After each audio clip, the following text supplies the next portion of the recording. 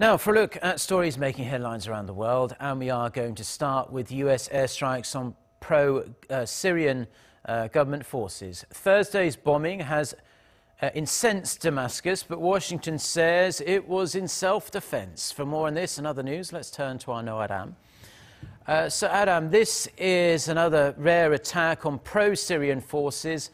What else is being said by both sides? Well, Mark Syrian state-run media says the US strikes killed and wounded scores of tribal fighters, calling it a new effort to, quote, support terrorism. It also accused the US of carrying out a brutal massacre and committing war crimes. The country's foreign ministry said it had written to the UN Security Council to urge for global condemnation. However, the US-led coalition says it was acting in self-defense, citing a major attack on its allied Kurdish and Arab forces.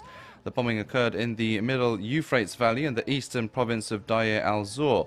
The eastern side of the valley, home to an oil field, is controlled by US-backed forces, and Syrian government forces are based in the west.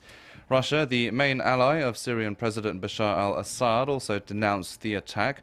Moscow's defense ministry said the US was more interested in seizing Syrian economic assets rather than driving out the Islamic State group from its last major stronghold.